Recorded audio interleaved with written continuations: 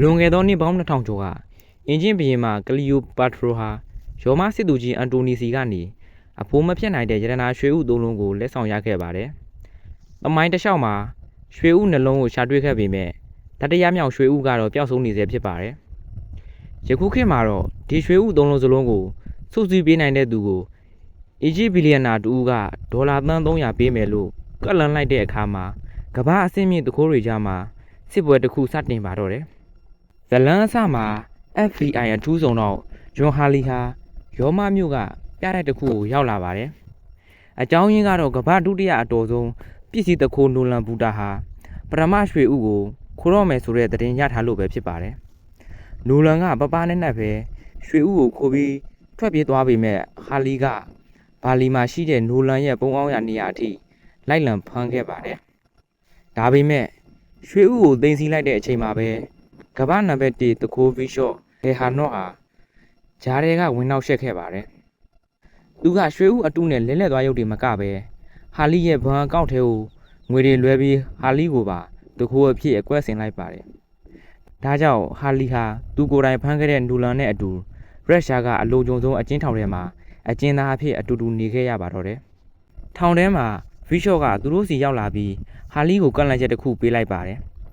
ဓာတရမြောက်ရွှေဥပမာလဲဆိုတာပြောပြရင်လူပေးမယ်လို့စီယုံလိုက်တဲ့အခါမှာနိုလန်ကညင်းလိုက်ပါတယ်။ဟာလီကတော့သူ့ရဲ့နှမီကောင်းကိုပြန်ရဖို့အတွက်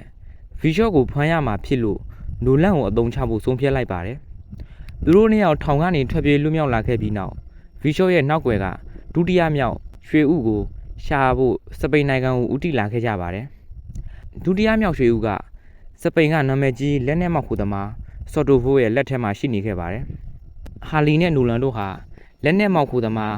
ဆော်တိုဗိုးရဲ့ပါတီပွဲတဲကိုခိုးဝင်ပြီးရတနာရွှေဥရှိရာမြေရောက်ခန်းကိုရောက်သွားခဲ့ပါတယ်။အဲ့ဒီမှာဗီရှော့နဲ့ထက်တိုးပြီး၃ယောက်သားအပြေးထန်တိုက်ခိုက်ခဲ့ကြပါတယ်။ဒါမဲ့ဗီရှော့ကဆော်တိုဗိုးနဲ့ပေါင်းထားတာကြောင့်ဟာလီတို့နဲ့အဖမ်းခံလိုက်ရပါတယ်။ဗီရှော့ကဟာလီကိုနှိပ်စက်ပြီးနိုလန်စီကနေဓာတရမြောက်ရွှေဥရဲ့တီနေရာကိုသိအောင်လုပ်ခဲ့ပါတယ်။နိုလန်ကနောက်ဆုံးမှာ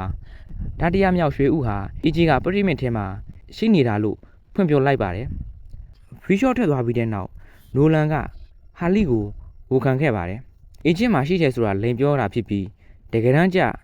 အာဂျင်တီးနားတွန်းတဲ့ထဲမှာဖြစ်ပါတယ်။နာဇီတွေစစ်ရှုံးချိန်မှာအဖိုးထန်ပစ္စည်းတွေကိုအာဂျင်တီးနားကိုခိုးထုတ်သွားခဲ့တာပါ။သူတို့နှစ်ယောက်တွန်းတဲ့ထဲမှာလိုဝက်ဘန်ကာကိုရှာတွေ့ပြီးဓာတရမြောက်ရွှေဥကိုရရှိသွားခဲ့ပါတယ်။ဒါပေမဲ့ထုံးစံအတိုင်းဗီရှော့ကနောက်ကနေတင်းကျပ်မှကွာလိုက်လာပြီးရွှေဥကိုတောင်းခဲ့ပါတယ်။အဲ့ဒီအချိန်မှာအင်ဒိုဗတ်ရဲတပ်ဖွဲ့ကရောက်ရှိလာခဲ့တာကြောင့်သူတို့၃ယောက်စလုံးရဲလက်ကလွတ်အောင်ကားတစ်စီးနဲ့တောထဲမှာမောင်းပြေးပြီးနောက်ဆုံးရဲတဲ့ကုန်ကြီးတဲကိုခုန်ချခဲ့လိုက်ပါတယ်။ကမ်းခြေကိုရောက်တဲ့အခါလိုလန်ကရတနာရွှေဥကိုရထားလို့ပြောနေပေမဲ့ဟာလီနဲ့ဗီရှော့တို့ဟာသူ့ရှေ့မှာနမ်းလိုက်ကြပါတယ်။တကယ်တော့ဟာလီနဲ့ဗီရှော့တို့ဟာလင်မယားတွေဖြစ်ကြပြီးအစကတည်းကနိုလန်စီကနေဓာတရရွှေဥတီနေရာကိုသိရဖို့ဟာလီကို FBI အယောင်ဆောင်ခိုင်းပြီးဇက်လန်ဆင်ခဲ့တာပါ